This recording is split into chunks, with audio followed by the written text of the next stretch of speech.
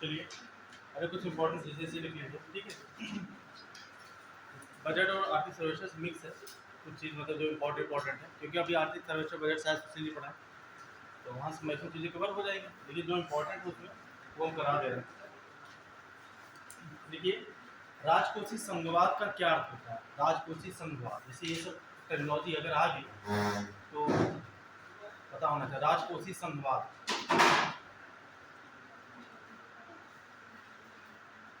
जैसे physical federalism आ गया ना, जैसे क्वेश्चन आ गया कि राजकोषीय, क्या अभी आना है किसी को?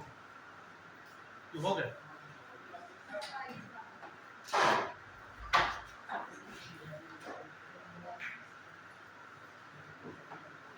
देखिए, राजकोषीय संघवाद क्या होता है? केंद्र सरकार और राज्य सरकार के बीच में आर्थिक संबंध। केंद्र सरकार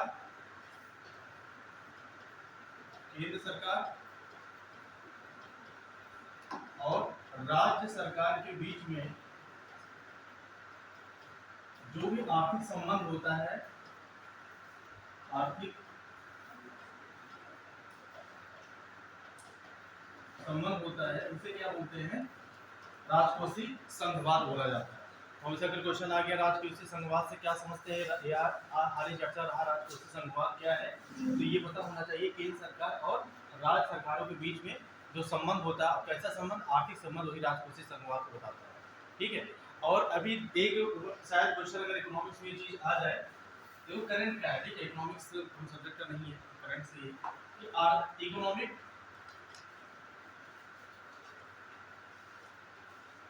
ग्रोथ और इकोनॉमिक डेवलपमेंट, पता लगा देश पढ़ रहे हैं, इन दोनों के बीच में जान ही रहे हैं क्या होता है। इकोनॉमिक ग्रोथ क्या होता है, इकोनॉमिक डेवलपमेंट क्या होता है। कोई बच्चा एक बार में समझा रहे, अगर पढ़ा इकोनॉमिक ग्रोथ जो आर्थिक समृद्धि होता है, आर्थिक समृद्धि, आर्थिक समृद्धि और आर्थिक विकास,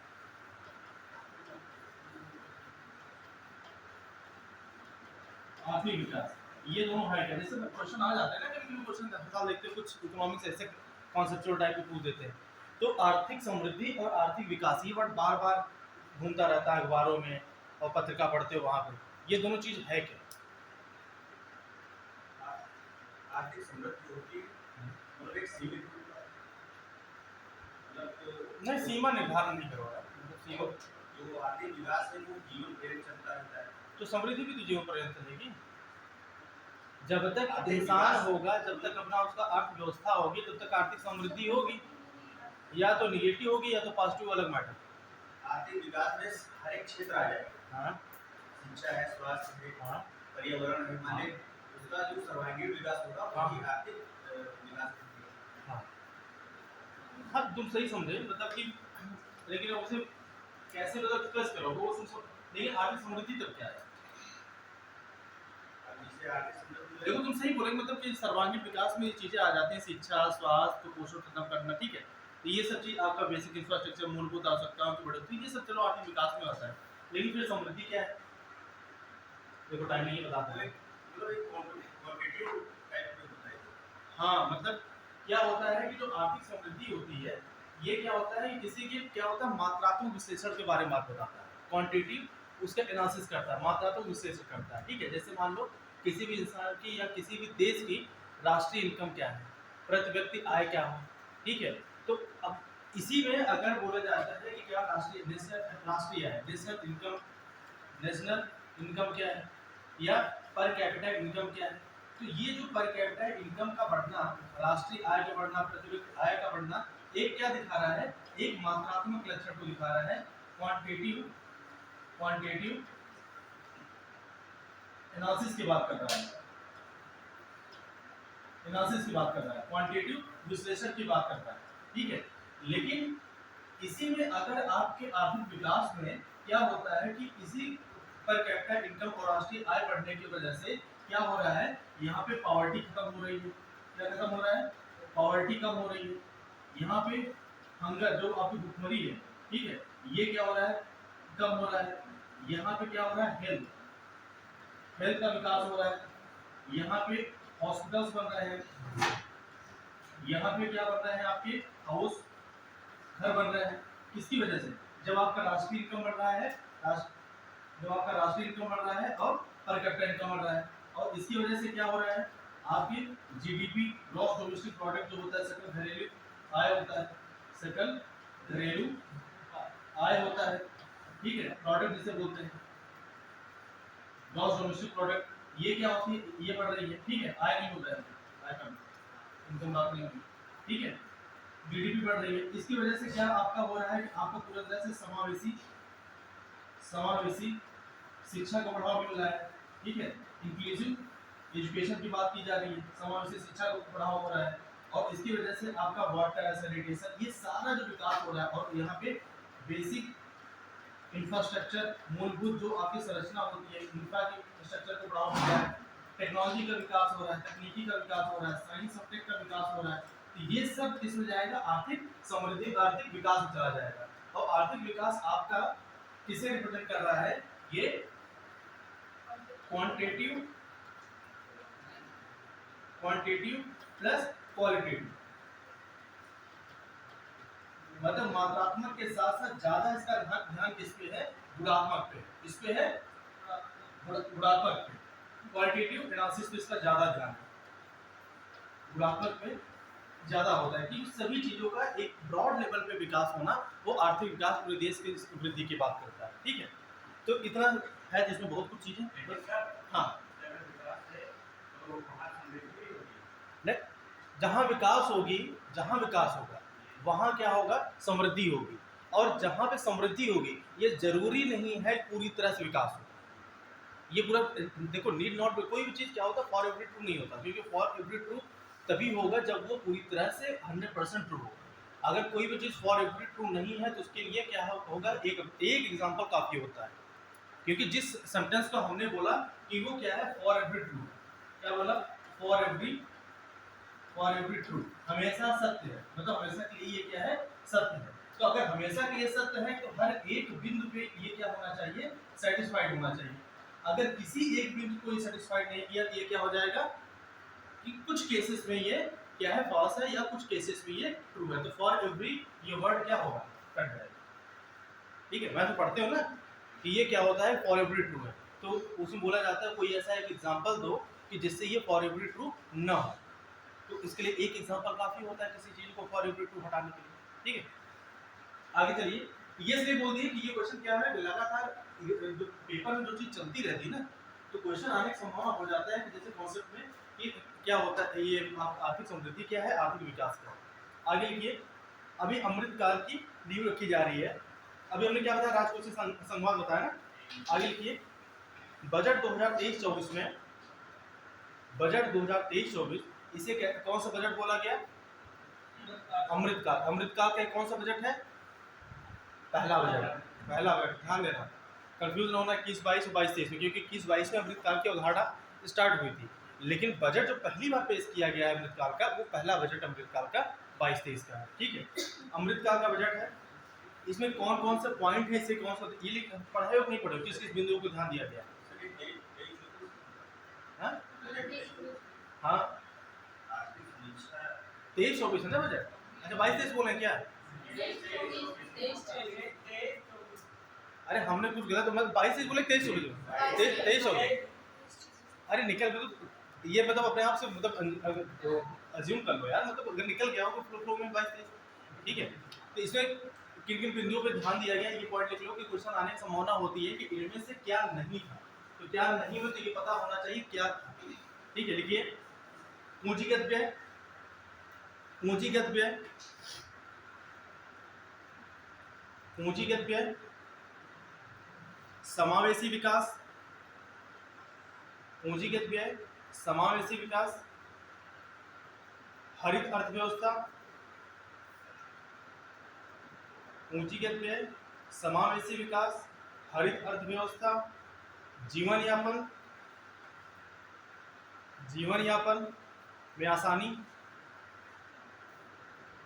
कारोबारी सुगमता और छोटे उद्यम।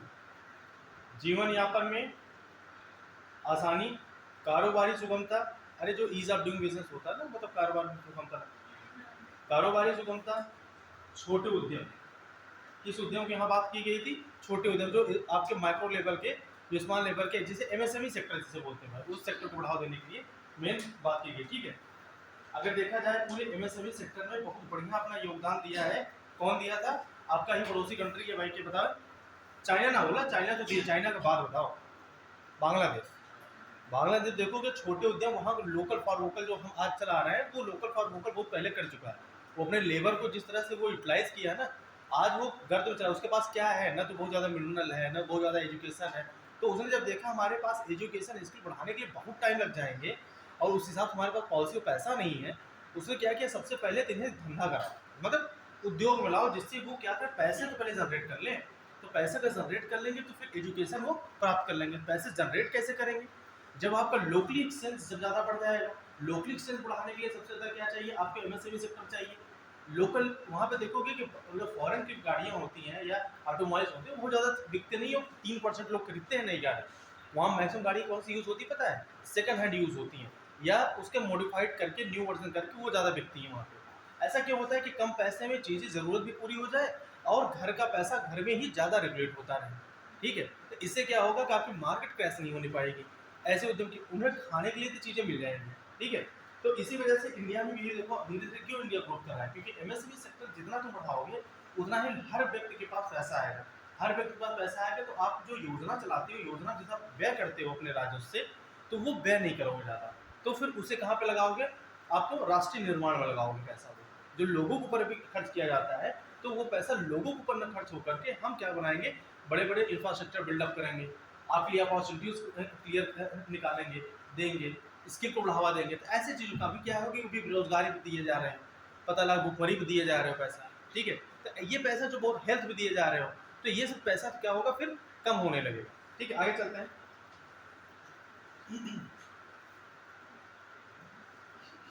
अभी एक कुछ दिन पहले आया था एग्रीकल्चर जो फंड बनाया गया था, एग्रीकल्चर कृषि अनुसंधान, अभी माइंड में आएगा तो बताया था, वो इसमें नहीं है कि उसके लिए 1 लाख करोड़ रुपए के 2014 में बना था। इंपॉर्टेंट क्वेश्चन, तो अभी माइंड में आएगा तो बता देंगे। ठीक है, आगे लिखिए। 2019 के बाद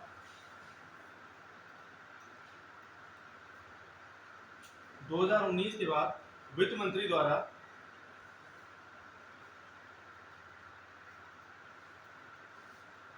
द्वारा महत्वपूर्ण दृष्टिकोण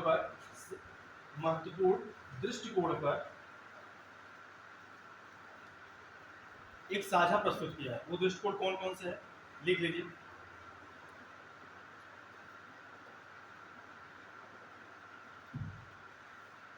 राजकोषीय विवेक के पद, राजकोषीय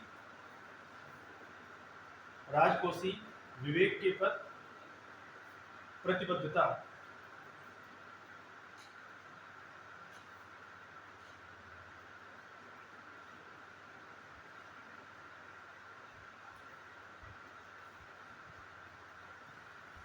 राजकोषीय विवेक के प्रति प्रतिबद्धता,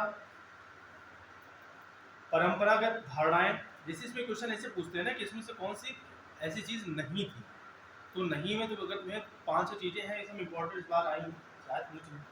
ठीक है, परंपरागत धारणाएं, पारदर्शिता,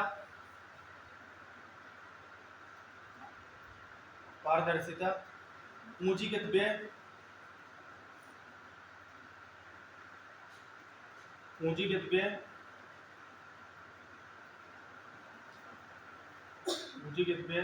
मध्यकालीन प्रगति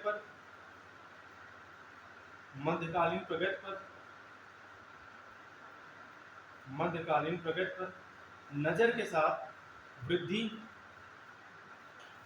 मध्यकालीन प्रगति पर नजर के साथ वृद्धि और सतत सुधार।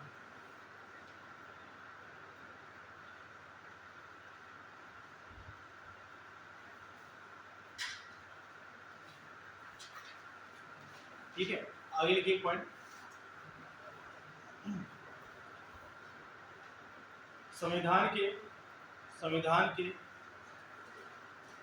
के अनुच्छेद आर्टिकल 246 संविधान के अनुच्छेद आर्टिकल 246 टाइम बताते रहिए। योजना 5 या 6 योजनाएं हैं, उसे पढ़ाना में जरूरी है क्योंकि वो उसमें से एक या दो योजनाएं आ सकती हैं।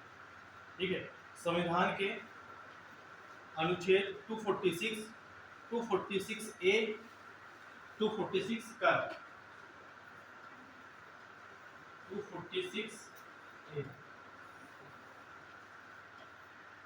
246A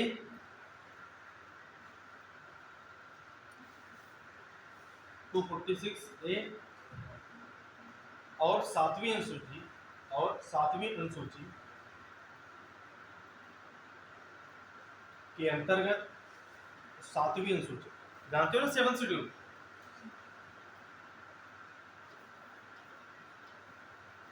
ये कहां से लिया गया है 7th शेड्यूल? 7वीं अनुसूची में क्या क्या है भाई बताइए? हाँ, इसमें क्या क्या है? हाँ, इसमें क्या क्या है? स्टेट लिस्ट है और सेंट्रल लिस्ट है और समवर्ती है, जिसे कंकरेंट लिस्ट बोलते हैं। ठीक है, और इन्हीं सूची के अंतर्गत के आर्टिकल 246 246A और 7वीं अनुसूची के अंतर्गत कर निर्धारण और कर वसूली, कर का निर्धारण भी और कर का वसूली भी करना, जो आप टैक्स कलेक्ट करते हो। कर निर्धारण और जो टैक्स का इम्पोजिशन किया जाता है और टैक्स का जो कलेक्शन किया जाता है। ठीक है, संबंधी केंद्र और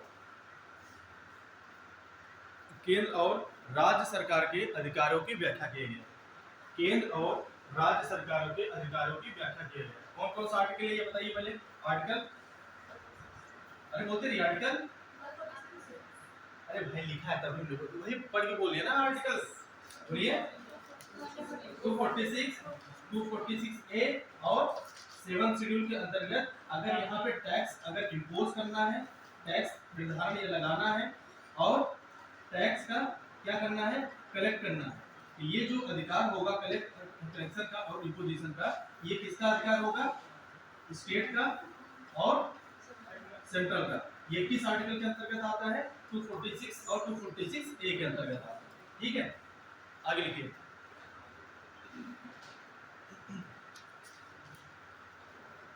बुनियादी ढांचों में निवेश को, इंपॉर्टेंट क्वेश्चन है ये, बुनियादी ढांचे में निवेश को प्रोत्साहित करने के लिए बुनियादी ढांचे वही जो आपके बेसिक जो इंफ्रास्ट्रक्चर होता है, तो उसमें निवेश करने के लिए, ठीक है, प्रोत्साहित करने के लिए राज्य सरकारों को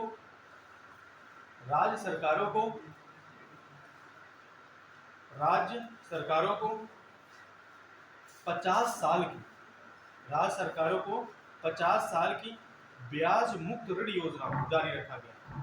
50 सालों तक ब्याज मुक्त ऋण योजना, वो ब्याज मुक्त है, उन्हें ब्याज नहीं देना है।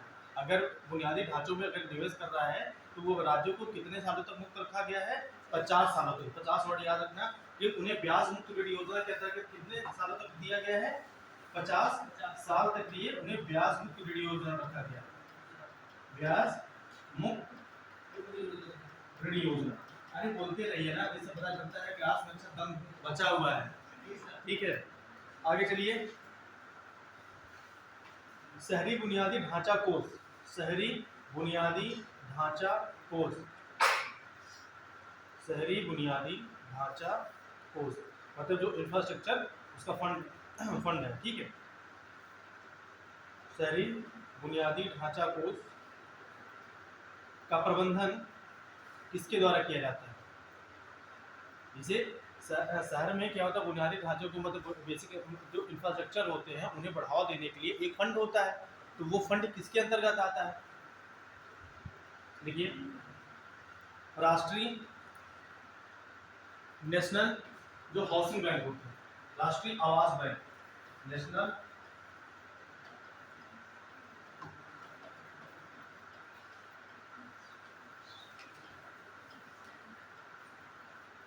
हाउसिंग, राष्ट्रीय आवास बैंक।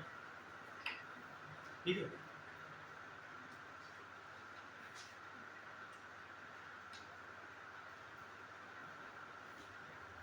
ठीक है, आगे लिखिए, इम्पोर्टेंट क्वेश्चन इसे लगा दीजिएगा।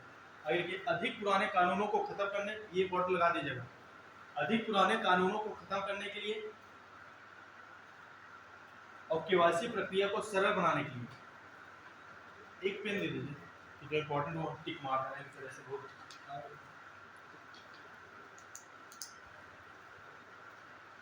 मेरे से बहुत है, छूट जाएगा इम्पोर्टेंट। ठीक है, अधिक पुराने कानूनों को खत्म करने और केवाईसी प्रक्रिया को सरल बनाने के लिए पैन कार्ड के माध्यम से व्यवसायों के लिए पैन कार्ड के माध्यम से व्यवसायों के लिए एक सामान्य पहचानकर्ता स्थापित करने के उद्देश्य से एक सामान्य पहचानकर्ता स्थापित करने के उद्देश्य से एक सामान्य पहचानकर्ता स्थापित करने के उद्देश्य से जन विश्वास विधेयक लाया गया। अभी ये क्वेश्चन इंपॉर्टेंट है क्योंकि ये न्यूज में बहुत ज़्यादा चर्चा हो रहा है। जन विश्वास विधेयक का संबंध किससे है? तो आप बताओगे कि जो केवाईसी प्रक्रिया है इसे आप सरल बनाने के लिए और जो पुराने कानून हैं उन्हें क्या खत्म करने के लिए जो और क्या लिख नहीं पाए क्या? अरे कहाँ छूटा ये बताइए, बोले तो।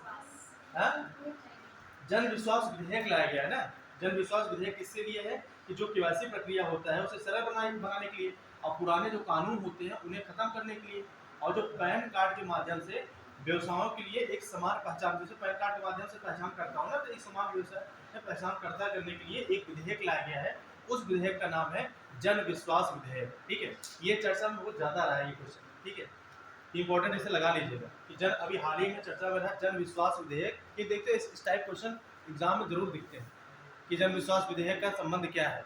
ठीक है, आगे लिखिए, एमएसएमई हेतु कार्यवाही को एमएसएमई हेतु कोई भी जैसे एमएसएमई का कार्य करना है, कोई भी मान लो कि कारोबारी में मतलब वो कोई भी व्यक्ति है वो कारोबार करना चाहता है तो उसके लिए एक पोर्टल लॉन्च किया गया है। लिखिए, एमएसएमई हेतु कारोबारी सुगमता कायम करने के लिए, सुगमता मतलब उसे आसान बनाने के लिए, सुगमता कायम करने के लिए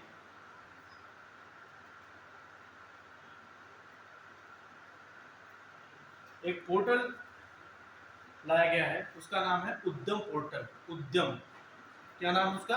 उद्यम पोर्टल। उद्यम पोर्टल। अगर ऐसे क्वेश्चन पूछेगा उद्यम पोर्टल का संबंध किससे है? आपका एमएसएमई सेक्टर से या पीएसयू सेक्टर से या कोई भी और सेक्टर, बोल दिया कि बैंकिंग सेक्टर से, तो आप क्या बताओगे? या नीति आयोग के द्वारा जारी किया गया है, तो आप बताओगे किस सेक्टर से है? एमएसएमई सेक्टर से। ठीक है, आगे चलिए। ये तो पढ़ा चुके हैं, नेट जीरो उत्सर्जन। ठीक है, और लाइफ जो भी प्रोग्राम चलाया गया है ये भी पता होगा। इन्वायरमेंट से रिलेटेड लाइव प्रोग्राम चलाया गया 5 जून को, प्रधानमंत्री मोदी ने इसे डिक्लेरेशन किया है। ये पता है, पढ़ाई आगे चले। अच्छा लिख लीजिए, जल्दी लिखिए। भारत लाइव या मतलब उसी का फुल फॉर्म है पर्यावरण के लिए जीवन शैली। भारत पर्यावरण के लिए जीवन शैली के माध्यम से 2070 तक नेट जीरो उत्सर्जन, 2070 तक नेट जीरो उत्सर्जन,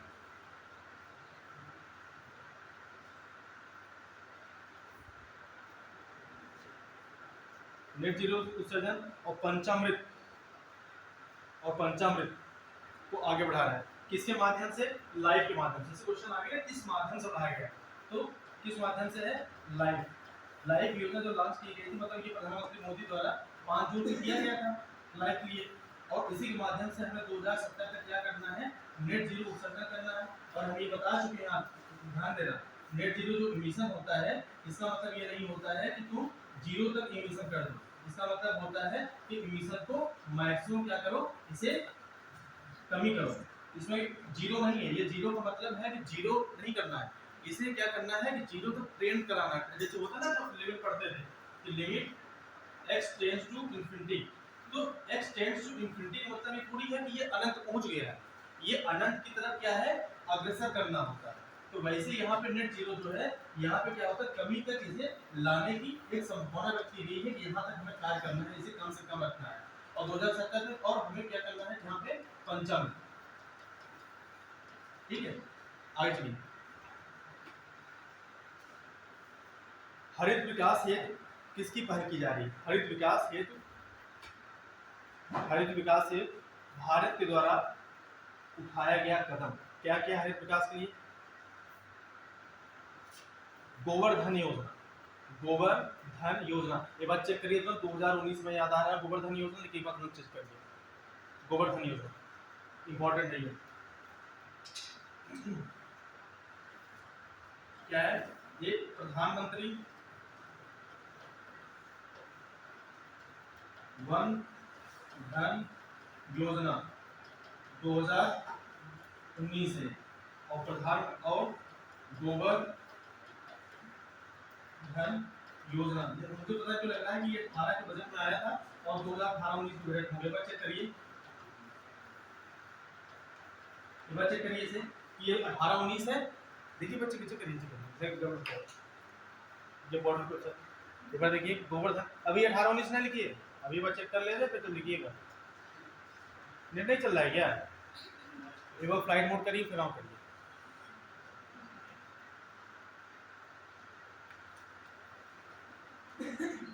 मुझे नहीं लगता है कि जितना मैं सोचा हूँ कंप्लीट हो पाए। तो बहुत सी इंपॉर्टेंट चीज छूट रही है।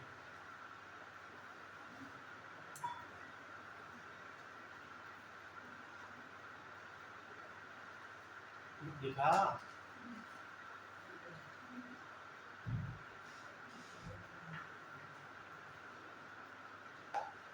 अरे चेक करने दूंगा।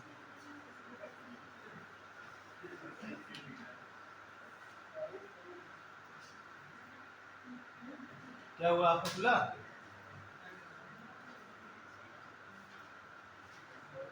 हम कहते इतने लोग से करते हैं, खाली 2-3 लोग हैं।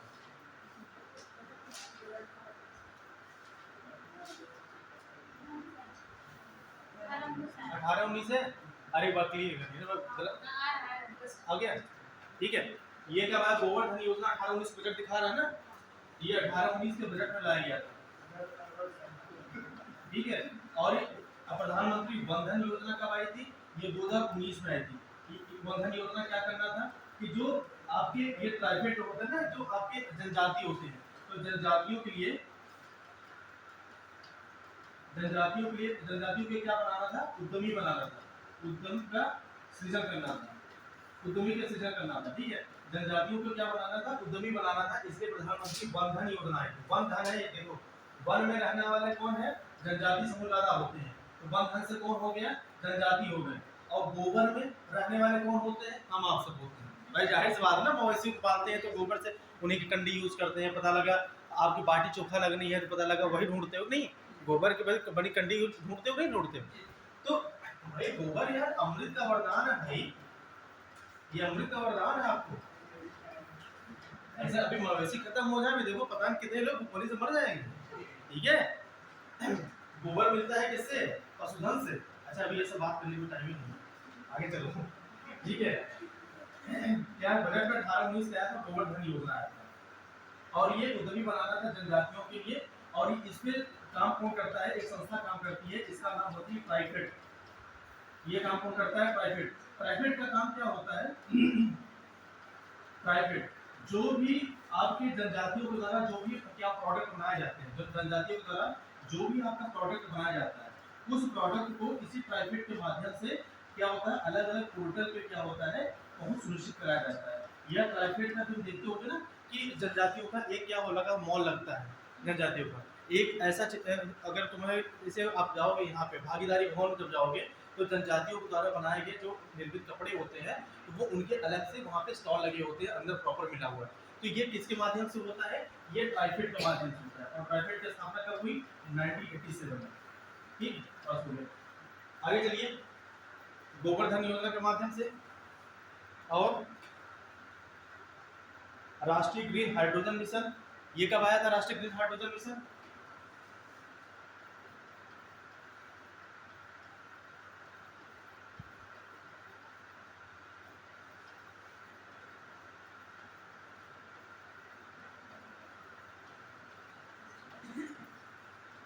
ये 2022 ही है ना, एक बार चेक करिए।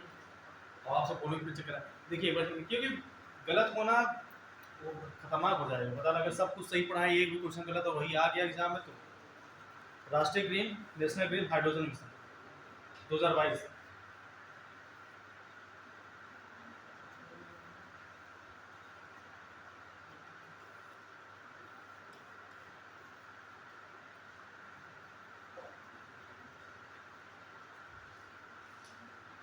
देखिए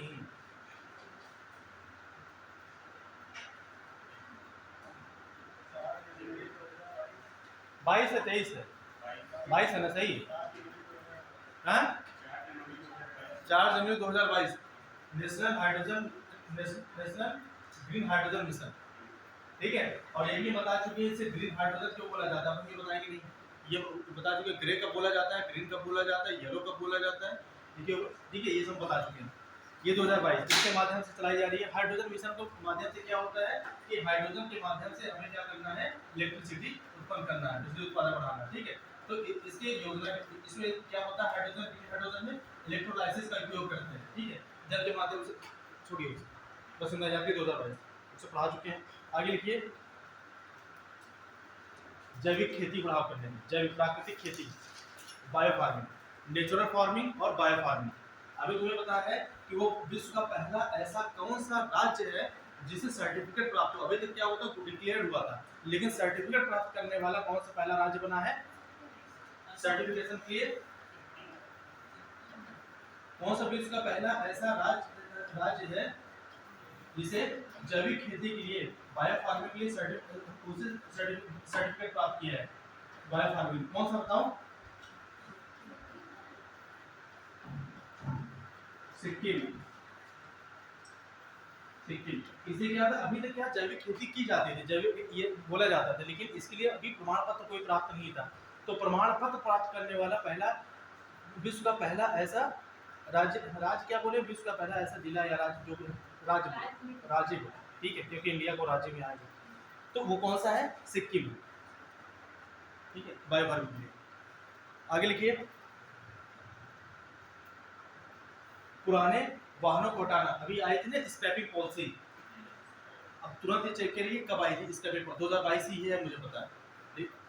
स्क्रैपिंग पॉलिसी, ठीक है, जो आपकी एक आई थी ना स्क्रैप, उसे 15 साल की पुरानी होगी और डीजल का है, अगर ज़्यादा धुआं दे रहे हैं तो उसे स्क्रैपिंग की जाएगी, ठीक है, स्क्रैपिंग करके हाँ। तो ये बार चेक करो फटाक से स्क्रैपिंग पॉलिसी। अरे इतना क्यों आलस कर रहे हो चेक करने में, अभी क्वेश्चन आ जाएंगे एग्जाम में तो फिर क्या करोगे, फिर कहोगे सिर्फ इतना 2 ही मिनट टाइम था देख लिए होते। अभी रील्स और शॉर्ट्स देखे होंगे 4 बार ऐसे स्क्रॉल होगा, खट खट खट खट।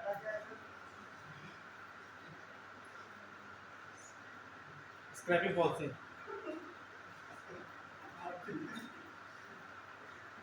क्या हुआ,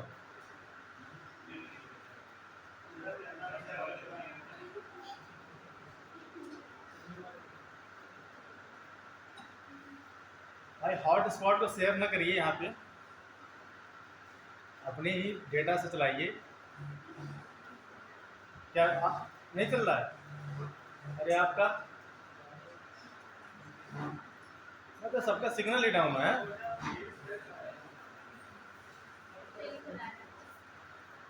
चला चला 30, एक बार फिर चेक करिए भाई, न्यू एक बार चेक करिए फिर से।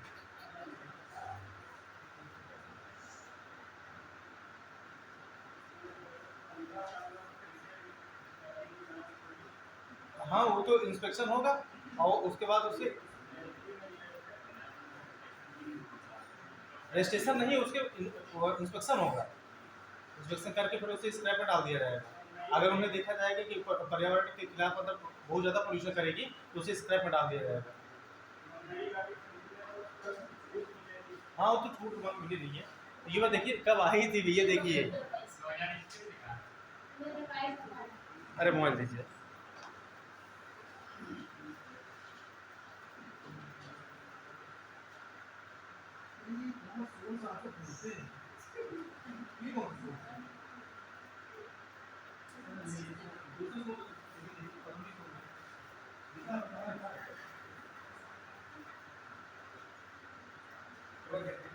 किया है तो छोड़ दो, फिर आगे निकल रहे हैं। ये बच्चे के लिए इंपॉर्टेंट है स्क्रेपिंग प्रोसेस।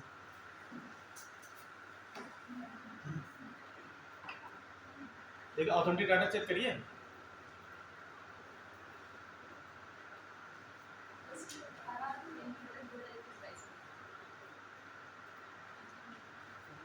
देखो अब इस अगली बार क्लास में लेने नहीं आ रहा है, अब क्लास कल ही तक आपको चलनी है, इसे हम डाउट पे भी छोड़ नहीं जा सकते कि नहीं इसे हम बता देंगे। दृष्टि में क्या दिखा रहा है? दृष्टि में 21 बार दिखा रहा है, उसमें मतलब ऑथेंटिक है ना दृष्टि वाला वो। ठीक स्क्रेपिंग प्रोसेस 21 बार। अरे इसलिए ना ये क्वेश्चन संभावित है ना, ये सब क्वेश्चन एनवायरनमेंट सारे चीजें क्लियर, मतलब ये है ही क्योंकि इसी पे लगातार बात हो रही है, बजट इसी पे आ रहा है, तो ये सब क्वेश्चन अभी पता लगा क्वेश्चन आ गया स्क्रैपिंग पॉलिसी अभी हाल ही में चर्चा में रहा स्क्रैपिंग पॉलिसी क्या है, फिर पता लगा कि गायब है। ठीक है क्या है स्क्रैपिंग पॉलिसी 2021-22। आगे चलिए।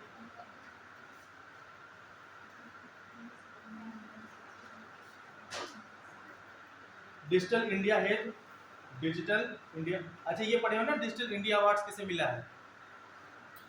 इनैम को प्लेटिनम अवार्ड मिला। अभी अच्छा हम अवार्ड लिखवाते हैं। ठीक है देखो डिजिटल इंडिया है किन दो प्रमुख तकनीक प्रयासों को आधार बनाया गया है, मतलब डिजिटल इंडिया को बढ़ावा देने के लिए एक दो टेक्नोलॉजी है उसे आधार बनाया गया। दो टेक्नोलॉजी कौन सी है? यूपीआई और कोविन प्लेटफॉर्म। ये इंपॉर्टेंट क्वेश्चन है, मतलब डिजिटल इंडिया को बढ़ावा देने के लिए। और डिजिटल इंडिया मिशन कब आया था? 2015। अब याद देखो सब चीज़ नहीं रहती है, वो माइंड में है, अगर मुझे क्वेश्चन करना हो तो मैं 2015 लगाऊंगा, लेकिन एक बार देखते रहिएगा 2015 ही है। ठीक है तो डिजिटल इंडिया को बढ़ावा देने के लिए जो दो तकनीकों का आधार बनाया गया है, इंपॉर्टेंट क्वेश्चन है। एक कोविन पता है ना कि एक ऐप है जिसके माध्यम से आप कोविड की पूरा जांच करते हो, मतलब कितना, एक कोविन को। दूसरा किससे बनाया गया है? कोविन और यूपीआई। कोविन और यूपीआई किसे आधार बनाया गया? डिजिटल इंडिया को बढ़ावा देने के लिए दो आधार कौन से बनाए गए हैं? कोविन और यूपीआई। ठीक है आगे चलिए। डिजिटल इंडिया जो मिशन है उसे बच्चे के लिए 15 हमें श्योर है। ठीक है भारत सरकार द्वारा, इंपॉर्टेंट क्वेश्चन है जल्दी जल्दी करिए। भारत ज्योग्राफी क्लास करनी है।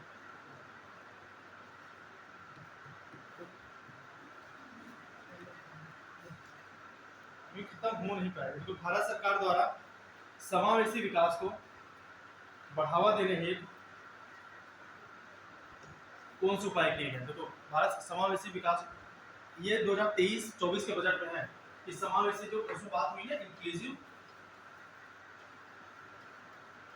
डेवलपमेंट की बात की गई थी, तो इंक्लूसिव जो डेवलपमेंट की बात की गई थी इसमें 2023 इसमें कौन कौन से ऐसे उपाय किए गए हैं जिससे समावेशी का विकास बढ़ा। लिखिए पॉइंट, डिजिटल इंफ्रास्ट्रक्चर को बढ़ावा देना, डिजिटल इंफ्रास्ट्रक्चर को बढ़ावा देना,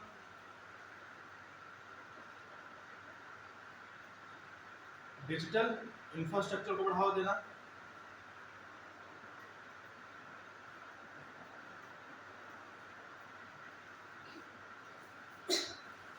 डिजिटल इंफ्रास्ट्रक्चर को बढ़ावा देना, पशुपालन, डेयरी और मत्स्य पालन, पशुपालन, डेयरी और मत्स्य पालन,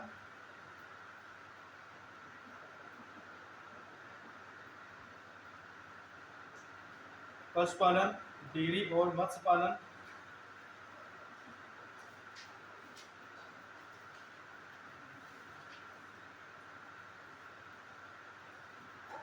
पशुपालन और डेयरी मत्स्य पालन के लिए ऋण देना, त्वरित ऋण, मतलब कि जो आपका प्रॉम्प्ट वो आपका हिट दिया जाता है कि तुरंत एक्शन के लिए। ठीक है त्वरित ऋण।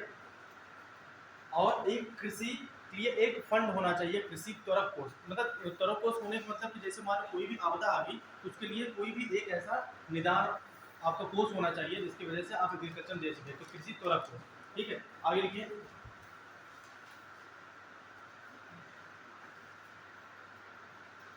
अच्छा उसमें लिखा है हर विकास के कौन कौन पहल की गई, पूरा लिखवा दे नहीं, कितना लिखवाए थे? अरे लिखिए उसमें पीएम प्रणाम, अरे उसे छोड़ के आगे निकल गए। पीएम प्रणाम और ग्रीन क्रेडिट कार्यक्रम। पीएम प्रणाम पहली बार ये 22-23 के बजट में आया है, ठीक है। अगर तुमसे पूछा जाए कि एक श्री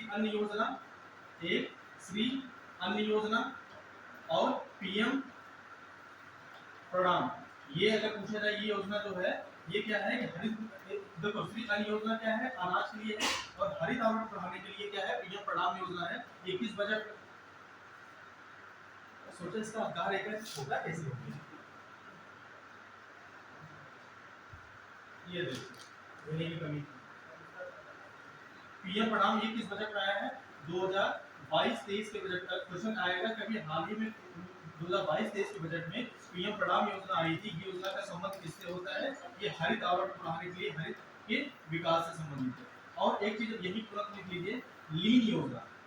अब कहाँ आगे जाए, लीन योजना। इस योजना का संबंध किससे है, लीन योजना का एमएसएमई सेक्टर से। एमएसएमई उद्योगों में क्या करना है, जो लीन योजना है, इस लीन योजना के तहत क्या करना है कि एमएसएमई सेक्टर की क्या करना है, गुणवत्ता, उपयोगिता, इसकी गुणवत्ता सुनिश्चित करने के लिए, इसकी उपयोगिता सुनिश्चित करने के लिए, और इसका कैसा क्वालिटी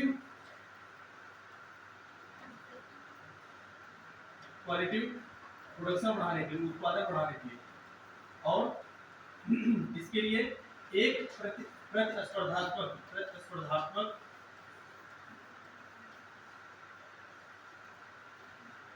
माहौल या इन्वायरमेंट क्रिएट करने के लिए। प्रतिस्पर्धात्मक माहौल मतलब कि किसी भी एक ही कंपनी की मोनोपोली नहीं होगी, सारी कंपनियां होंगी, आपस कंपटीशन करेंगे। तो इससे हेल्दी कंपटीशन से क्या होगा, एक क्वालिटेटिव प्रोडक्शन होगा, एक क्या होगा कि पूरी तरह से क्वालिटीफुल मतलब गुणवत्तापूर्ण आपका क्या उत्पादन होगा, और प्रतिस्पर्धात्मक माहौल होगा, जिसके इस माहौल के होने की वजह से किसी एक सिंगल कंपनी की मोनोपोली नहीं होगी। उसमें क्या होगा कि इसकी भी एग्जिस्टेंस कायम रहेगी। अगर आप यहाँ पे अफोर्डेबल टाइप का और चीप और अफोर्डेबल आप कोई भी सामान बनाते हो, जो क्या होगा टिकाऊ होता है, ठीक है, जिसे क्वालिटी प्रोडक्शन बोला गया। और इसकी गुणवत्ता सुनिश्चित करने के लिए और इसकी उपयोगिता अधिक से अधिक, ये क्या हो, टिकाऊ की बात कर रहा है। टिकाऊ टिकाऊ मतलब ये सस्टेन की बात कर रहा है कि कौन सी कितना ज्यादा सस्टेन हो या सस्टेनेबल, ठीक है, सस्टेन कर सके। तो इसके लिए एक योजना चलाई जा रही है, लीन योजना। किस सेक्टर से, एमएसएमई जानते हो, सूक्ष्म लघु और मध्यम उद्योगों को बढ़ावा देने के लिए, ठीक है, इंपॉर्टेंट है ये। और पीएम प्रणाम भी है। और श्री अन्न योजना की हमने बात की थी, ये क्या होता है कि गुणवत्तापूर्ण मतलब जो पोषक तत्वों को प्राप्त करने के लिए श्री अन्न योजना शुभारंभ किया गया था 2022 और 23 के बजट में, ठीक है। आगे चलिए,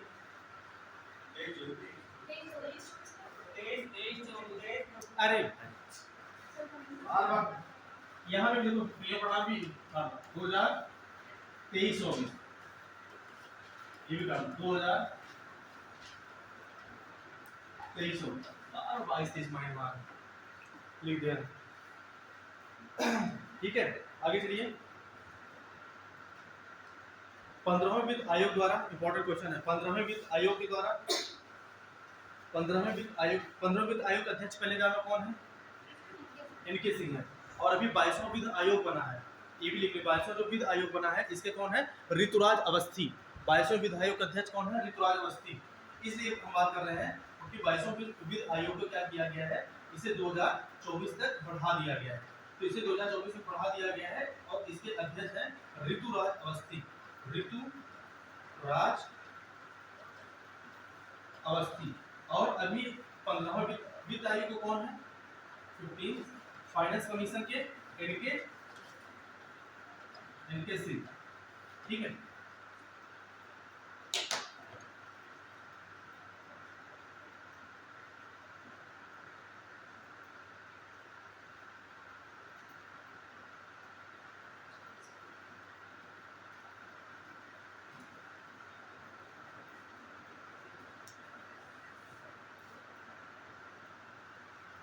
ठीक है, आगे चलिए। अच्छा, इससे क्या होता है,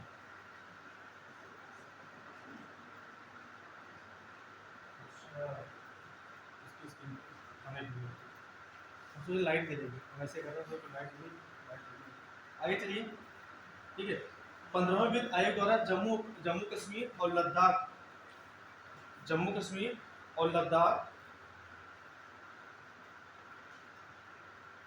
केंद्र शासित प्रदेशों के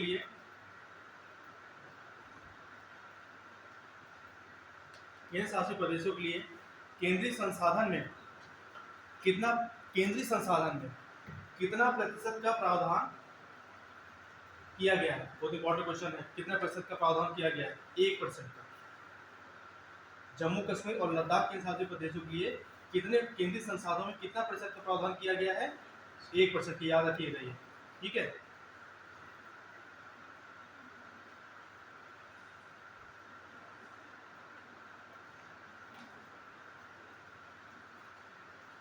अभी हाल ही में किए क्रेडिट गारंटी स्कीम शुरू करने का प्रस्ताव किया गया। क्रेडिट गारंटी स्कीम, एक संशोधित क्रेडिट गारंटी स्कीम शुरू करने का प्रस्ताव किया गया है।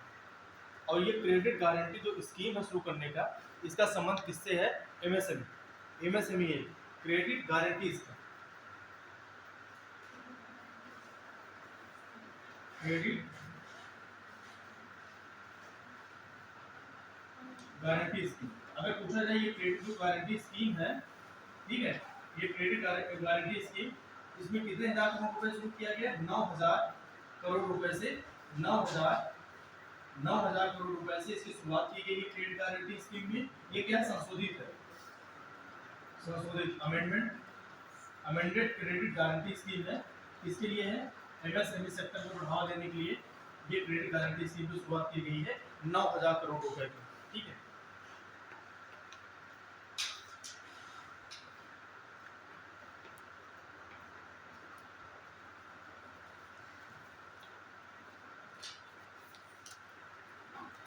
थोड़ा हाथ जल्दी जल्दी चलाया तो थोड़ा उत्तर प्रदेश की कुछ चीजें पढ़ा दें।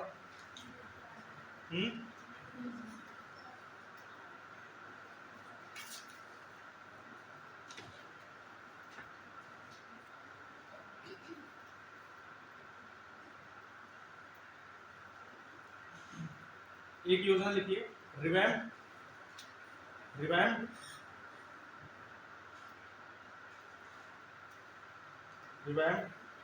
डिस्ट्रीब्यूशन स्कीम सेक्टर, RDSS,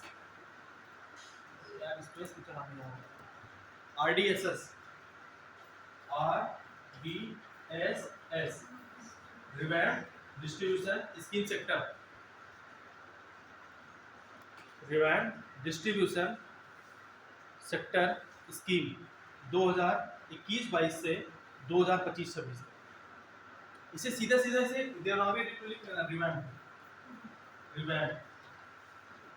ठीक है। रिवैम्ड वितरण क्षेत्र योजना, रिवैम्ड वितरण क्षेत्र योजना, रिवैम्ड डिस्ट्रीब्यूशन सेक्टर स्कीम 2021-22 से 2025-26 तक। ठीक है। एक वितरण प्रणाली पे आधारित ये स्कीम है। ठीक है। आगे चलिए। उत्तर प्रदेश में सड़क अगर मार्ग देखा जाए तो सड़क मार्ग में सबसे ज्यादा कौन सा मार्ग है? नेशनल हाईवे या स्टेट हाईवे या ग्रामीण? ये आता ना उसमें लगाने के लिए कि मतलब जो सड़क मार्ग होता है यूपी में सड़क मार्ग में सबसे ज्यादा कौन सा है? ग्रामीण मार्ग।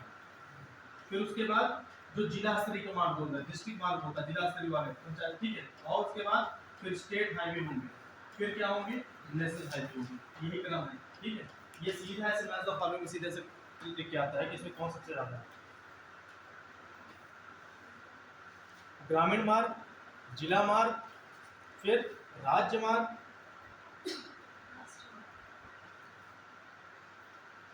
एक बार चेक करिए यार, शायद थोड़ा सा अंतर है स्टेट हाईवे नेशनल हाईवे। रुक जाइए,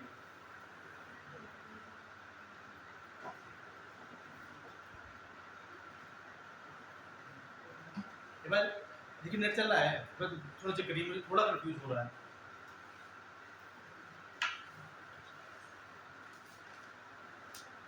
देखो 2 लाख के करीब ये है, 54,000 करीब ये है।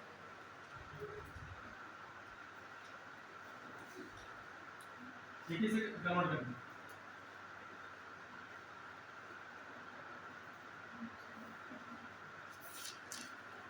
नेशनल हाईवे फिर स्टेट हाईवे, क्योंकि नेशनल हाईवे ज़्यादा हो गए, क्योंकि अभी हाल फिलहाल नेशनल हाईवे से ज़्यादा रोड, ये देखिए ये लगभग 2 लाख के करीब है, ये आपका 54,000 के करीब है किलोमीटर की, ये आपका है 11,000 करीब, ये है 10,000 करीब, ठीक है। यही है किसी के पास मोबाइल एक बार चेक कर लीजिए पास से, लेकिन ये मतलब ये श्योर है कि यही डेटा है कि सबसे ज़्यादा इसमें 2 लाख कितना है ग्रामीण मार्ग है, जिला मार्ग जो तुम्हारे 54,000 करीब है, नेशनल हाईवे 11,000 करीब किलोमीटर है, स्टेट हाईवे थ्रू 10,000 किलोमीटर है, ठीक है। एक क्वेश्चन इंपॉर्टेंट भी याद आ गया, ठीक है। अगर तुमसे पूछा जाए कभी कि अभी हाल ही में जैसे ई वे बिल होता है, ई वे बिल होता है, पता है ना ई वे बिल? ई वे बिल क्या होता है? अरे इसमें नहीं है भाई, ये तो रिमाइंड आ गया। ई वे बिल ये होता है कि जैसे मान लो कोई भी वस्तु है, वस्तु का क्या करते हैं कि आप ट्रांसपोर्टेशन करते हैं, तो ट्रांसपोर्टेशन के माध्यम से एक बिल जारी किया जाता है, तो वो बिल क्या होता है इलेक्ट्रॉनिक माध्यम से जो जारी होने लगता है, उसी बिल को क्या बोला जाता है? ई वे बिल बोला जाता है। क्या बोला जाता है? ई वे बिल। अगर मान लो आप जैसे परिवहन कर रहे हैं, ट्रांसपोर्टेशन कर रहे हैं, और ट्रांसपोर्टेशन के माध्यम से जो बिल जारी किया जाता है, एक बिल जारी किया जाता है, इस बिल को हम अगर इलेक्ट्रॉनिक माध्यम से जारी करते हैं तो उसे ई वे बिल बोलते हैं। क्या बोलते हैं? ई वे बिल बोलते हैं। अभी पूछा जाएगा कि ई वे बिल जो जारी किया जाता है वो किस पे जारी किया जाता है? तो जब कोई भी मान लो कि ये कोई ट्रक है, इस ट्रक में कोई सामान आप रखे हो, इस सामान की लागत कितनी हो? 50,000 से अधिक हो, ठीक है, 50,000 से अधिक हो, इसकी लागत कितनी हो? 50,000 से अधिक हो, और टोटल डिस्टेंस इसे कितना कवर करना हो? 10,000 किलोमीटर से ज़्यादा इसे डिस्टेंस कवर करना हो, तब ऐसे सामानों पर क्या किया जाता है? ई वे बिल, क्या ई वे बिल लागू किया जाता है, ठीक है। अगर पूछा जाए ई वे बिल जो होता है ट्रांसपोर्टेशन बिल होता है, ये जब परिवहन के माध्यम से जब कोई भी सामान लेके जाते हो तो एक बिल जनरेट किया जाता है, वो इलेक्ट्रॉनिक माध्यम से किया जाता है, उसे ई वे बिल कहते हैं। तो ई वे बिल आपको दिया कब जाएगा? ये बिल जनरेट कब किया जाएगा? जब कोई भी अगर ट्रक में जो सामान होता है, वस्तु है, उसकी कीमत कितनी हो? 50,000 से अधिक हो, और ये कितना ट्रेवल कर रही हो? 10,000 किलोमीटर से अधिक ये ट्रेवल कर रही हो, ठीक है। अरे लिख लीजिए भाई, लिखे नहीं क्या? आगे चलिए। अभी one stop travels solution, one stop travel solution, ये किस मंत्रालय का है? ये पर्यटन विभाग के द्वारा लाया गया है। वन स्टॉप ट्रेवल सॉल्यूशन,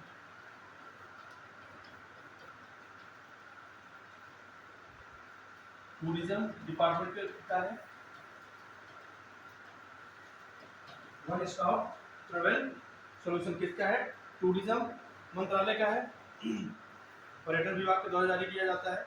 ये क्या होता है कि जैसे मान लो पर्यटन को सुविधा देने के लिए, बस देखो इसमें नहीं, देखो इसमें पूछेगा कि वन स्टॉप ट्रैवल सॉल्यूशन क्या होता है, कि जैसे पर्यटक होते हैं वो कोई चीज़ देखने आते हैं, तो उन्हें सुविधा देने के लिए, उनके ट्रैवल पे जो खर्चे लगते हैं वो खर्चे कम करने के लिए, हटाने के लिए, तो ये पर्यटन मंत्रालय के द्वारा, विभाग के द्वारा वन स्टॉप ट्रैवल सॉल्यूशन लाया गया, ठीक है। एक travel solution, one stop travel solution. आगे लिखिए, उत्तर प्रदेश का हेरिटेज आर्क स्थल, उत्तर प्रदेश का हेरिटेज आर्क स्थल,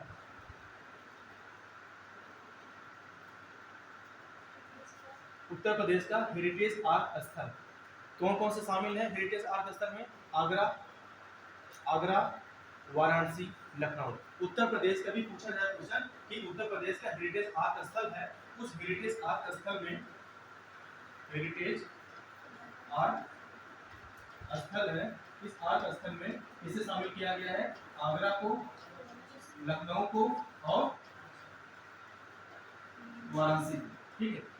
हेरिटेज आर्क स्थल लखनऊ, आगरा, वाराणसी, ठीक है। आगे देखिए,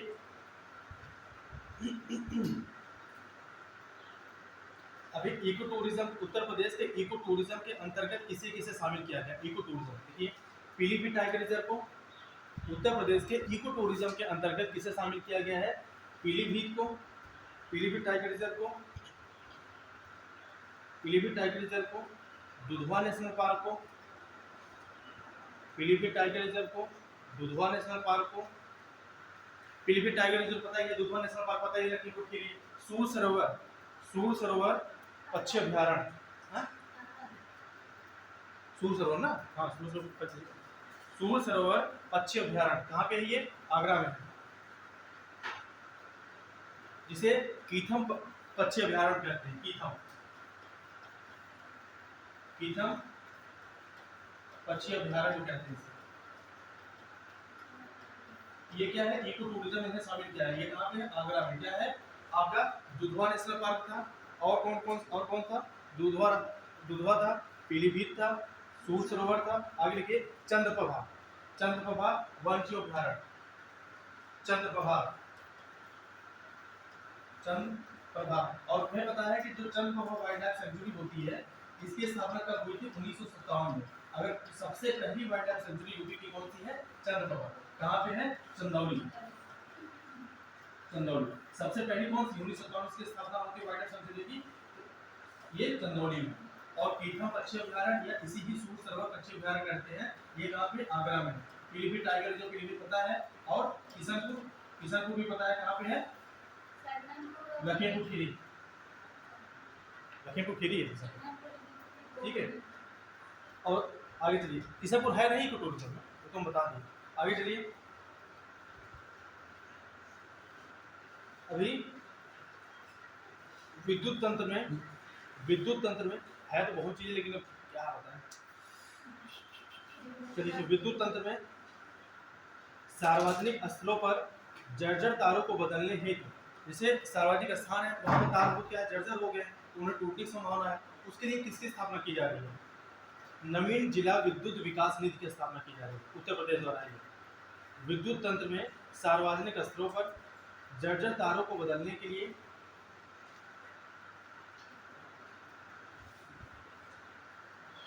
नवीन जिला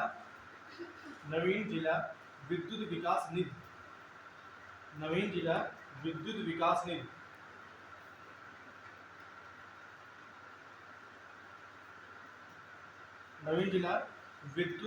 निधि योजना लागू की जा रही है। आगे लिखिए, औद्योगिक एवं वाणिज्यिक श्रेणी के उपभोक्ताओं के लिए, औद्योगिक और वाणिज्यिक श्रेणी के उपभोक्ताओं के लिए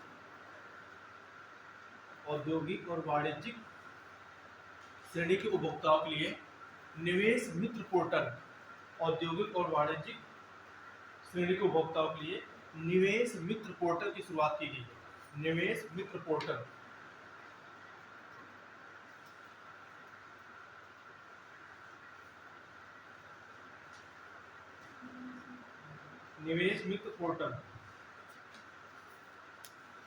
अभी यूपी में ग्रीनफील्ड हवाई अड्डा कौन सा है? पहले बताइए, यूपी में ग्रीनफील्ड हवाई अड्डा कौन सा है? जेवर। यूपी में कितने अंतर्राष्ट्रीय हवाई अड्डे हैं? 5, और उसमें से ग्रीनफील्ड हवाई अड्डा कौन सा है? जेवर एयरपोर्ट, वो ग्रीनफील्ड हवाई अड्डा है, ठीक है। यूपी में एक ही ग्रीनफील्ड हवाई अड्डा है, उसका नाम है जेवर, ठीक। आगे देखिए, अभी बुंदेलखंड एक्सप्रेसवे नियंत्रित परियोजना, बुंदेलखंड एक्सप्रेसवे, किस एक्सप्रेसवे क्या बोला गया है? ग्रीनफील्ड। क्या है? ग्रीनफील्ड परियोजना है, बुंदेलखंड एक्सप्रेसवे ग्रीनफील्ड परियोजना लोकार्पण प्रधानमंत्री ने कहाँ से किया? जालौन के कैथेरी गांव है, जालौन के बुंदेलखंड एक्सप्रेसवे नियंत्रित परियोजना, जिसे ग्रीनफील्ड परियोजना बोलते हैं, इसे ग्रीनफील्ड बोला गया है। इसका लोकार्पण प्रधानमंत्री के द्वारा जालौन में किया गया। जालौन के कौन सा गांव है वो? कैथेरी। ग्रीनफील्ड परियोजना ये बुंदेलखंड को नाम किया गया है, और जालौन के कैथेरी ग्राम से, ठीक है। आगे चलिए, ये तो पढ़ी होगी कि 600 किलोमीटर के अभी गंगा एक्सप्रेसवे निर्माण हो रहा है, मेरठ से लेकर के आगे, ठीक है। ये तो पढ़े हो ना, लिखवा दें से, पढ़े नहीं? अच्छा लिखिए, 600 किलोमीटर की गंगा एक्सप्रेसवे निर्माण, 600 किलोमीटर का गंगा एक्सप्रेसवे निर्माण मेरठ से प्रयागराज, मेरठ से प्रयागराज, ये कब से प्रारंभ हो गया है? 2022 नवंबर 2022 से प्रारंभ हो गया है निर्माण। गंगा एक्सप्रेस वे क्या है? गंगा एक्सप्रेस वे ये क्या है? 600 किलोमीटर का है। कहाँ से? मेरठ से लेकर के प्रयागराज तक, ठीक है, 600 किलोमीटर का। इसे इसका जो कार्य है ये 2022 नवंबर 2022 में शुरू कर दिया। इंपॉर्टेंट है नहीं, कब से शुरू कर दिया गया, फिर कहाँ से कहाँ तक है, ठीक है। और गंगा एक्सप्रेसवे से कितने कितने जिले होंगे टोटल लिख लीजिए, 12 12। ये क्वेश्चन पूछ चुका, कितने जिले हैं? 12 जिले हैं।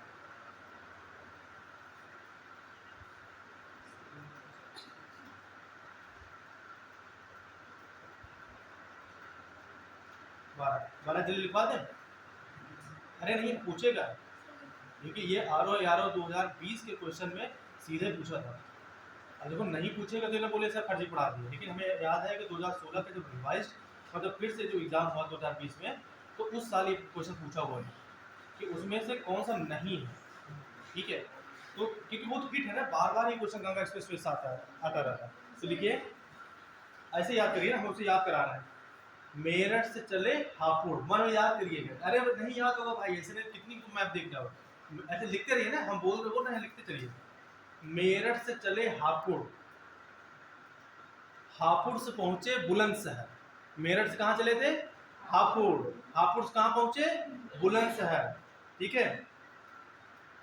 बुलंदशहर से मिला आम, लेके चले अमरोहा।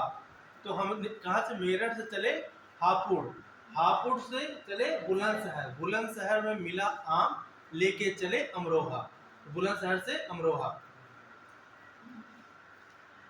अमरोहा से उठाई कमान और लिया संभाल। तो कहाँ ले चले? संभल, संभल।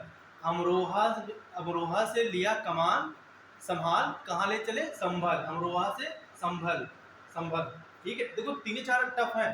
तो हम मेरठ से चले बुलंदखंड, बुलंदखंड से कहाँ चले? सॉरी, हापुड़, हापुड़ से चले बुलंदखंड, बुलंदखंड कहाँ चले? अमरोहा, अमरोहा से चले संभल। अब चलिए आगे, संभल से बदायूं, संभल से कहाँ चले? बदायूं, बदायूं में मिला सा, आगे चले शाहजहांपुर, बदायूं में मिला सा, आगे चले शाहजहांपुर, बदायूं में मिला सा, आगे से चले शाहजहांपुर। शाहजहांपुर से चले हर हर स्नान करे हरदोई, शाहजहांपुर से चले हर हर स्नान करने हरदोई। तो शाहजहांपुर से कहाँ चले?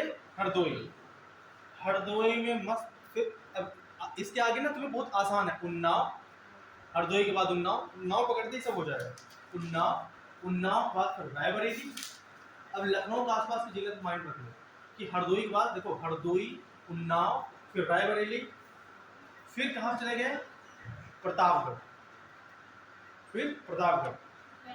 और प्रतापगढ़ प्रयागराज बहुत आसानी से याद हो जाएगा, क्योंकि दोनों सटे हुए जिले हैं, प्रतापगढ़ और प्रयागराज। और लखनऊ से सटा जिला कौन सा? हरदोई, उन्नाव, रायबरेली। और कौन सा नहीं है? बाराबंकी नहीं है। माइंड में आ जाना है, बाराबंकी नहीं जाता है। देखो ऊपर वाले टफ है, क्योंकि वेस्ट यूपी बहुत ज्यादा नहीं देखते हो। तो कहाँ से चले थे तुम? मेरठ से कहाँ पहुंचे? हापुड़, हापुड़ से कहाँ पहुंचे? बुलंदशहर, बुलंदशहर से कहाँ पहुंचे? अमरोहा, अमरोहा से कहाँ पहुंचे? संभल, संभल से कहाँ पहुंचे? बदायूं, बदायूं से कहाँ पहुंचे? शाहजहांपुर। अब देखो शाहजहांपुर के बाद से तुम्हें सब चीजें एकदम क्लियर हो गई। हरदोई, फिर उन्नाव, रायबरेली, फिर उसके बाद प्रतापगढ़, प्रयागराज। दिक्कत हुई याद करने में? ठीक है, 12 जिले। अब चलिए आगे लिखिए। Bharat Indo Nepal border, Indo Nepal border मार्ग का निर्माण किया जा रहा है, इंडो नेपाल बॉर्डर मार्ग का निर्माण किया जा रहा है। नेपाल बॉर्डर से संबंधित, और ये इंडो नेपाल बॉर्डर जो मार्ग बनाया जा रहा है, इंडो नेपाल बॉर्डर मार्ग का निर्माण किया जा रहा है। इसमें उत्तर प्रदेश के कितने जिले आते हैं? उत्तर प्रदेश के जिले कितने जिले हैं? 7 जिले हैं, ठीक है। तो लिखिए कितने जिले हैं? 7 जिले हैं। ये 7 लिखिए कौन सा है? पीला कलर पहनी हो ना, तो पीला से स्टार्ट करो, पीलीभीत, पीलीभीत, पीलीभीत से कहाँ? लखीमपुर, सीधे से है पीलीभीत से लखीमपुर, लखीमपुर से हाँ हाँ, लखीमपुर से बहराइच, श्रावस्ती। अरे तुम्हें नहीं पढ़ना है, और पढ़ना है यार। कहाँ निकले? पीलीभीत, पीलीभीत से लखीमपुर, लखीमपुर से बहराइच, फिर श्रावस्ती, फिर आगे बलरामपुर, बलरामपुर, बलरामपुर, बलरामपुर बगल पता है सिद्धार्थनगर, फिर महाराजगंज। उधर कुशीनगर छोड़ देना, कुशीनगर नहीं है, ठीक है, उधर कुशीनगर काट देना क्योंकि वो भी लास्ट लाइन पर आ जाता है, तो कुशीनगर काट देना। उसके पहले क्या है? महाराजगंज है, महाराजगंज, बलरामपुर, सिद्धार्थनगर, 3 सेट में याद हो गया, 3 ए हो गया। उधर से पीलीभीत, खीरी और बहराइच, पीलीभीत, खीरी, बहराइच, ये हो गया। बीच क्या बचा? बस इधर 3, इधर 3, बीच में, ठीक, बीच में श्रावस्ती, पीलीभीत, खीरी, बहराइच। इधर से आप चले आए कहाँ से? आपका सिद्धार्थनगर, महाराजगंज, महाराजगंज, सिद्धार्थनगर, बलरामपुर, बस कुशीनगर छोड़ देना। आगे लिखिए, नेशनल हॉर्टिकल्चर मिशन हम बता दिए थे 2005-6, हाँ बता चुके थे, मुझे याद है, ठीक है।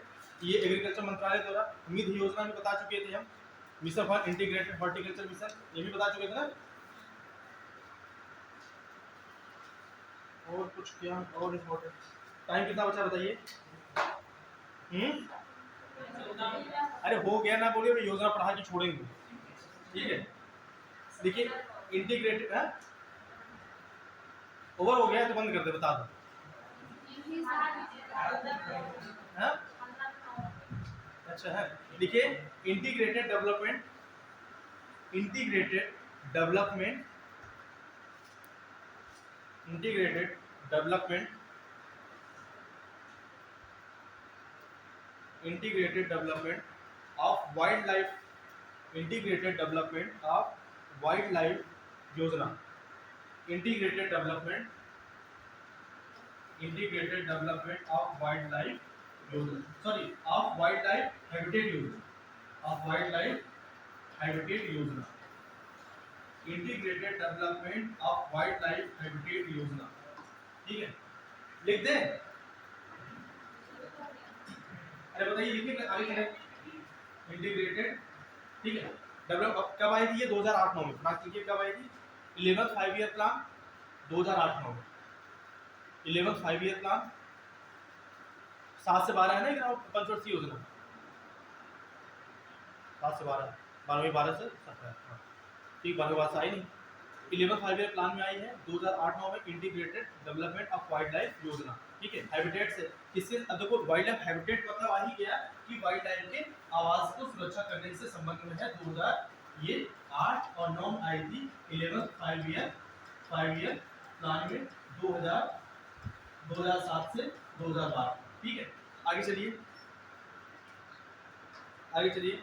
उत्तर प्रदेश, देखो इस बार उत्तर प्रदेश का देखो, अब सर शायद पढ़ाएं ज्योग्राफी वाले सर तो पढ़ाएं, अब हम इससे छोड़ रहे हैं क्योंकि उनका सेगमेंट है, मेन सेगमेंट हम आते हैं, ठीक है।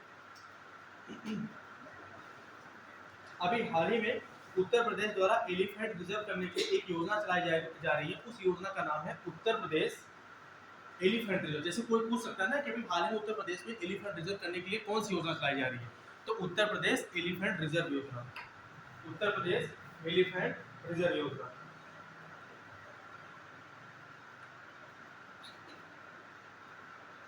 अभी प्रोजेक्ट टाइगर के अंतर्गत कौन कौन से लाया गया है? किशनपुर, किशनपुर, कतरनिया घाट,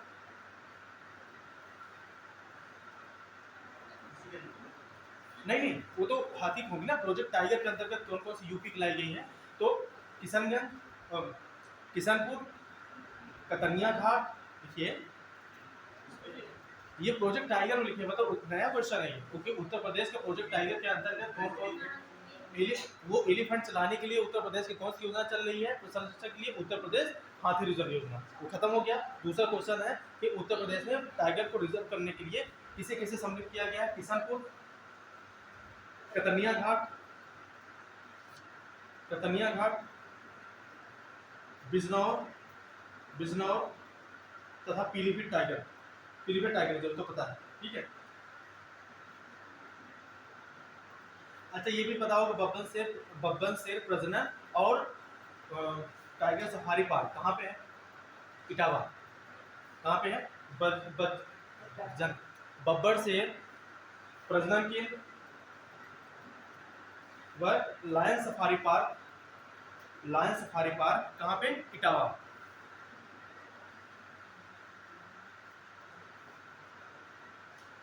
लायन सफारी पार्क इटावा।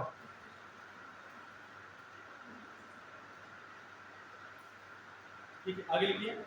अभी हाल ही में SDG इंडिया इंडेक्स 3.0 जारी किया गया है। अब देखो इसे पढ़ लेना, देखो अभी छूट जा रहा है, ठीक है, हम बता रहे हैं। इसे नेट से सर्च करके अच्छे से पढ़ लेना। हम जो इंपॉर्टेंट है वो बताते हैं, लेकिन इसे पढ़ लेना। SDG इंडिया इंडेक्स ये आई है 3.0 आई है, ये पहले जरूर याद रखना। ये कौन सी आई है? SDG India index. इसके द्वारा जारी होता है नीति आयोग के द्वारा। नीति आयोग के द्वारा, ये इंपॉर्टेंट है, ये पढ़ लेना है। नीति आयोग के द्वारा जारी होता है। अभी SDG इंडिया इंडेक्स जो आया है, SDG इंडिया इंडेक्स ये आया है 3.0, तीसरा संस्करण है। ये क्वेश्चन तुरंत पूछेगा कौन सा संस्करण है? ये तीसरा संस्करण है। SDG इंडिया इंडेक्स तीसरा संस्करण है और नीति आयोग के द्वारा जारी किया गया है। ठीक है, ये जरूर पढ़ लेना। देखो बस इतने बता रहे हैं, इसे अच्छे से पढ़ लेना इलेबरेटिव ढंग से, क्योंकि इसी में क्या होता है, उत्तर प्रदेश के द्वारा रणनीति 2024 लाई गई है। ये क्वेश्चन इंपॉर्टेंट हो सकता है, अगर क्वेश्चन आ जाए SDG इंडिया ने जरूर पढ़ लेना। ठीक है, इसमें याद कर लो कितने विभागों को सम्मिलित किया गया है डॉक्यूमेंट 230 में? 64 विभागों। ठीक है, 64 विभाग को सम्मिलित किया गया है डॉक्यूमेंट 230 में। देखो अभी से पूरा नहीं पढ़ा, ये बहुत लंबा है। और इम्पोर्टेंट चीज जो है बता दे रहे हैं कि इसे पढ़ जरूर लेना। SDG इंडिया इंडेक्स 3.0 नेट पे सर्च करके। ठीक है, एक क्वेश्चन और हम बता दे रहे हैं, इसमें वैसे देखो COP27 से ये क्वेश्चन आने की संभावना हो सकती है। COP27 में एक डिजर्टिफिकेशन के लिए प्रोग्राम चलाया जा रहा है। ठीक है, डिजर्टिफिकेशन मतलब इसे मरुस्थलीकरण को रोकने के लिए एक प्रोग्राम चलाया जा रहा है। मरुस्थलीकरण को रोकने के लिए इंटरनेशनल लेवल पे एक प्रोग्राम चलाया गया। COP27 पहले कहाँ हुआ? शर्म अल शेख में हुआ है। ये कहाँ हुआ है? इजिप्ट में। ठीक है, ये तो पता ही है आपको। अब COP27 में ही मरुस्थलीकरण को रोकने के लिए एक प्रोग्राम चलाया गया है। उसमें 2 देशों ने भागीदारी की है, एक है स्पेन, दूसरा है सेनेगल। ये क्वेश्चन हमें 2 बार दिखा एग्जाम में, और यूपी में संभावना बन जाती है क्वेश्चन जरूर पूछेगा। ये बिहार PCS में भी दिखा था कि स्पेन के साथ कौन सी कंट्री इस डिजर्टिफिकेशन को रोकने के लिए चलाई जा रही है, तो स्पेन और सेनेगल। और अभी एग्जाम 30 तारीख को UPSSC को हुआ है, उसमें भी ये क्वेश्चन दिखा COP27 से कि इस मरुस्थलीकरण को रोकने के लिए 2 देश पार्टिसिपेट कर रहे हैं, एक स्पेन और सेनेगल। COP27 तुम सब पढ़ोगे अच्छे से, लेकिन उसमें कहीं पत्रिका में ये है नहीं। ठीक है, पत्रिका में शायद दिया नहीं, और इसी वजह से ये पढ़ लेना जरूर। स्पेन और सेनेगल मिल करके COP27 में डिजर्टिफिकेशन रोकने के लिए योजना चला जा रहा है। उससे ये पूछेगा कि स्पेन के साथ कौन सा देश था? सेनेगल। या पूछेगा सेनेगल के साथ कौन सा देश था? स्पेन। स्पेन एक यूरोपियन कंट्री है और सेनेगल कौन सी है? African country. अगर तुमसे पूछा जाए सेनेगल अफ्रीका के किस तट पे है, तो ये क्या है? पश्चिमी तट। पश्चिमी तट, और यही से निकला हुआ यही स्पेन है। स्पेन में यूरोप के किस तट पे है? पश्चिमी तट। अरे कोई संभावना नहीं होता ना कि आप ये जानते रहो कहाँ पे है। क्वेश्चन पूछे, जैसे कुछ दिया था डार्जिलिंग मरी रिवर किस क्षेत्र में आती है? अभी तो तुम्हें पता है डार्जिलिंग मरी रिवर जो फ्लो करती है वो ऑक्सीजन करती है, लेकिन पूछा था किस रीजन फ्लो करती है? साउथ ईस्ट कि साउथ वेस्ट कि नॉर्थ? अब ऐसे ध्यान होना चाहिए कि ऑस्ट्रेलिया के इधर साइड में फ्लो करती है, तो साउथ ईस्ट में फ्लो करती है, वेस्ट में फ्लो करती है। तो ऐसे अभी पूछ दिया, ये ना हिट क्वेश्चन है कि ये स्पेन और सेनेगल ये किस तट के हैं? अफ्रीका के। तो आप क्या बताओगे? अफ्रीका की ये पश्चिम, नॉर्थ पश्चिम तट हो गया। ये यूरोप का कौन सा तट होता है? साउथ वेस्ट होता है, क्योंकि यूरोप यहाँ है ना, इसी साउथ वाला रीजन हो गया, और इधर वेस्ट रीजन हो गया इसमें। ठीक है, आगे लिखिए।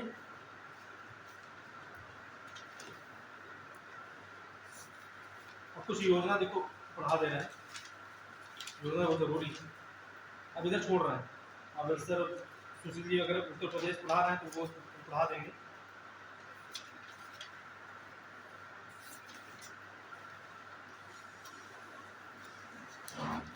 देखिए फील एम्पावर, अभी बोले थे ना इसे पढ़ाएंगे। फील एम्पावर, फील एम्पावर, जो फील एम्पावर प्रोग्राम चलाया जा रहा है, फील एम्पावर,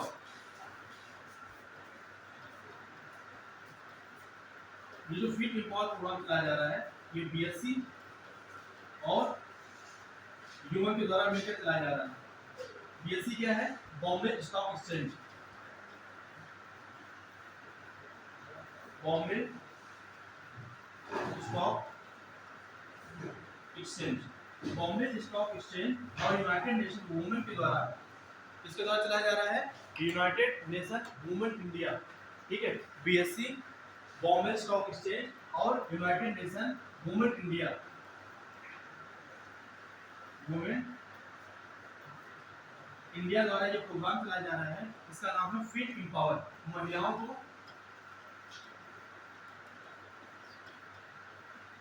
को क्या करने के लिए? सशक्तिकरण। किस क्षेत्र में? किस क्षेत्र से सशक्तिकरण करना है? उद्यम के क्षेत्रों में। इन्हें क्या बनाना है? उद्यमशील बनाना है। और इनके साथ साथ इन्हें क्या दिया जाएगा? ग्रांट अनुदान भी दिया जाएगा।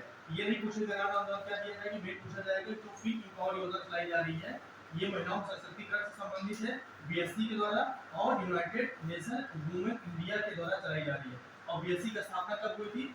1875 में, 1875 में। ये इम्पोर्टेंट है ये योजना। ठीक है, आगे चलिए, है तो इसमें बहुत चीजें, आगे चलिए। अभी वैभव फेलोशिप योजना चलाई जा रही है, वैभव फेलोशिप योजना, इसका संबंध किससे है? वैभव फेलोशिप योजना,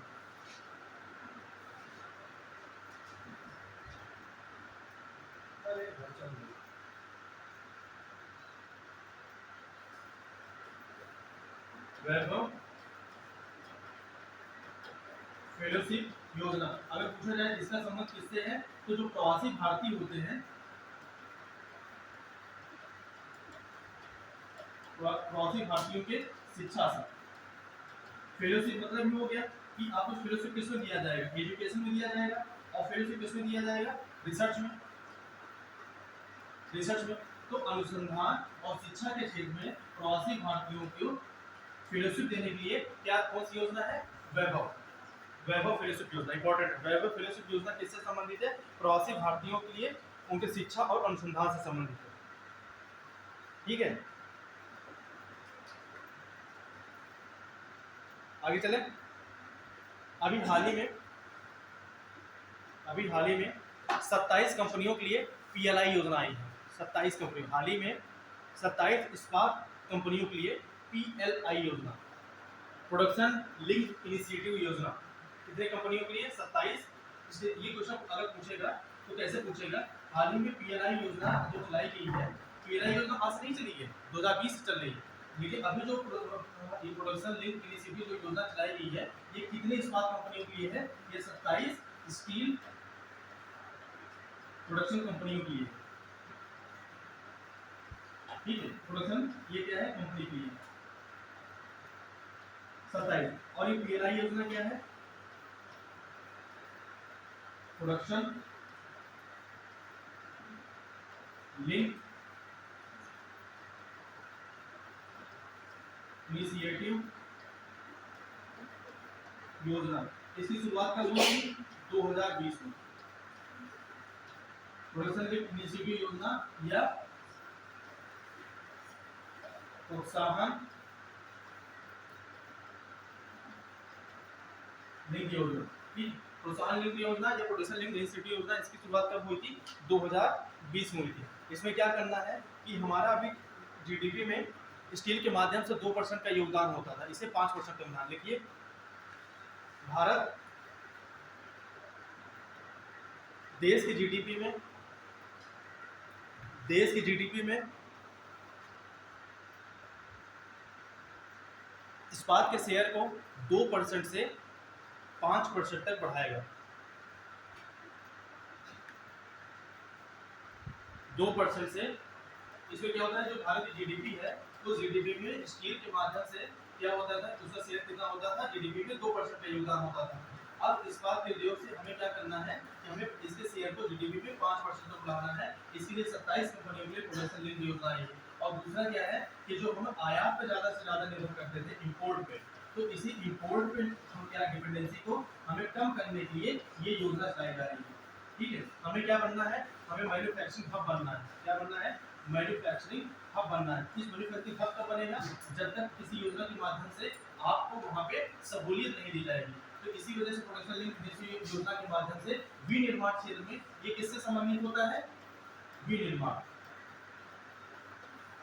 प्रोडक्शन लिंक इनिशिएटिव योजना किससे संबंधित है, विनिर्माण क्षेत्र से संबंधित है। और इसी में क्या है कि हमें इसी वजह से इंपोर्ट मैन्युफैक्चरिंग हब बनाना है और हमें इंपोर्ट आयात पर निर्भरता को कम करने की योजना लाई गई है। ठीक है, और इम्पोर्टेंट ये था कि 2% से 5% तक हमें जीडीपी शेयर बढ़ाना है। आगे देखिए, रेशम कीट बीमा कार्यक्रम।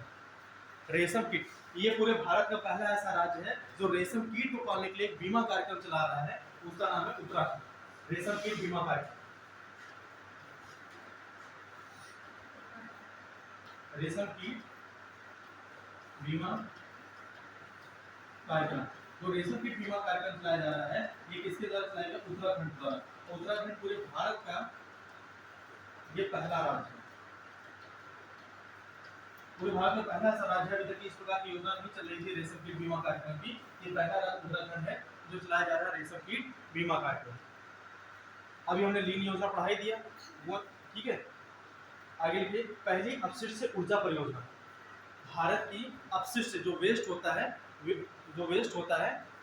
वेस्ट के माध्यम से ऊर्जा परियोजना, वेस्ट पहली अपशिष्ट ऊर्जा परियोजना कहाँ पे चलाएगी, कोझिकोडे।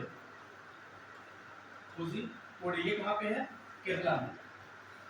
पहली अपशिष्ट, अगर पूछा जाए कि अपशिष्ट से जो वेस्टेज होते हैं, तो वेस्ट से एनर्जी बनाने की जो योजना चलाई जा रही है, वेस्ट टू एनर्जी,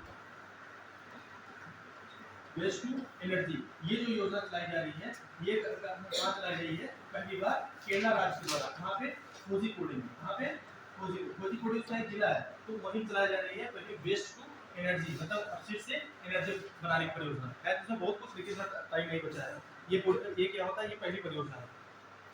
ठीक है, अब आगे चलिए।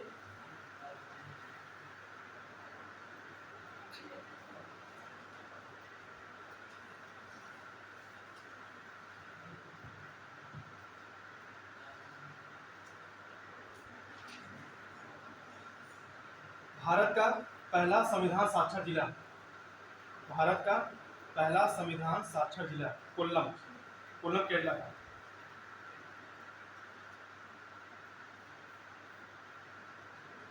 कोल्लम संविधान साक्षर जिला किसे बनाया गया है, कोल्लम। और राष्ट्रीय ग्रीन हाइड्रोजन मिशन के तहत, राष्ट्रीय ग्रीन हाइड्रोजन मिशन के तहत, राष्ट्रीय ग्रीन हाइड्रोजन मिशन के तहत भारत को कब तक एनर्जी इंडिपेंडेंट बनाना है। ग्रीन हाइड्रोजन मिशन के तहत, अगर ग्रीन हाइड्रोजन मिशन बताया है, ग्रीन हाइड्रोजन मिशन, इस ग्रीन हाइड्रोजन मिशन के तहत अभी क्या बनाना है, एनर्जी इंडिपेंडेंट बनाना है। एनर्जी इंडिपेंडेंट याद रखिएगा, एनर्जी जो इंडिपेंडेंट बनाया जाएगा वो 2047 का टारगेट है, 2047 का टारगेट है कि एनर्जी इंडिपेंडेंट बनाया जाएगा, इसे ग्रीन हाइड्रोजन मिशन कहते हैं। ठीक है,